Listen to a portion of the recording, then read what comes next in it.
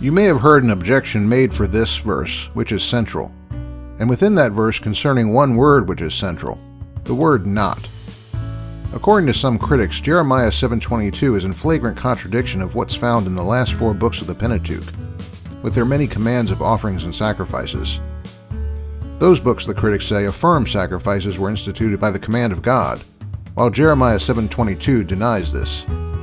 It's an interesting puzzle, and one I used some time ago to illustrate the process of research and finding answers to claimed biblical problems.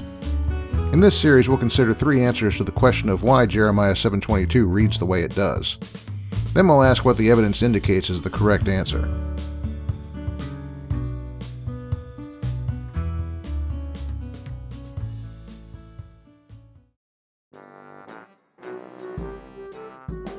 To begin, we'll get out of the way what is the simplest answer to dispose of, what we might call the liberal biblical scholar solution, represented by this guy.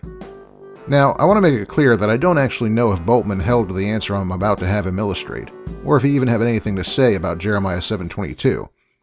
I'm just using him here to stand in for liberal Bible scholarship as a whole, since he represents it so well. And besides, the German accent is kind of funny. Okay, Rudy, so explain to us why Jeremiah 7:22 seems to deny that God instituted the Mosaic sacrificial system. The book of Jeremiah, or at least this part, was written by a group that was strongly opposed to the sacrificial cult. This is in contrast to the books of Moses, which were written by a group that supported the same institutions. What we see here, then, is a textual expression of rivalry between 2 distinctly evolved sects of Judaism, yeah? No. Basically, this is another one of those instances where some people like to invent a lot of history without evidence in order to explain away the evidence we do have. And there's more than a few problems with Rudy's hypothesis. The first problem is pretty big. Namely, there's absolutely no evidence for the existence of any Jewish group which, as he says, opposed the temple sacrificial system. The appeal to Jeremiah 7:22 is little more than a sort of perverse circularity, one in which it is used as evidence for the very thing that needs to be proved. Now, admittedly, we do know of an example of a time when the temple system was thought to be corrupt because of the priest who ran it. That happened in the New Testament era, but that wasn't the same thing as the sacrificial system itself being regarded as corrupt. A second problem is something of a duh-what issue. According to the critics like Rudy, Jeremiah was to some extent written by a group that didn't think the sacrificial system had any historical basis. But somehow the book of Jeremiah ended up as part of a collection of books, with books that describe the historical basis for those sacrifices.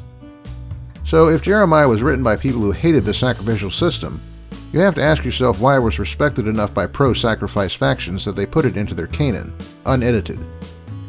This would require something tantamount to a congressman standing on the steps of the Capitol, in full hearing of his peers, saying that the founders did not write the Constitution, and then his words being incorporated into the Federalist Papers as authoritative.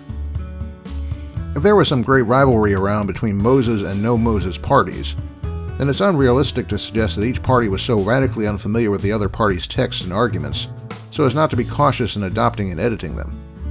Indeed, it's as bad to assert that they would adopt the opposition's text at all, rather than dispensing with them, or writing new texts for themselves, as was the pattern in the 2nd through 4th century heretical church.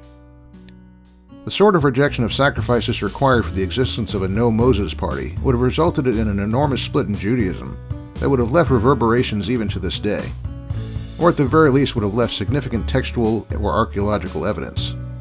But there is none.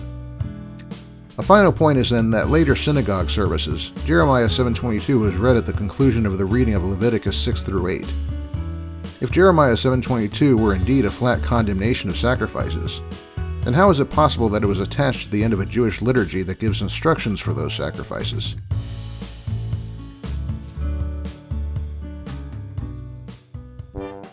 That concludes our look at the liberal solution for Jeremiah 7:22. Next time, we'll look at our own solution, as well as the answer provided by people like this guy. What, him? He's got strudel in his skull. Yeah, well, we'll look anyway. See you next time.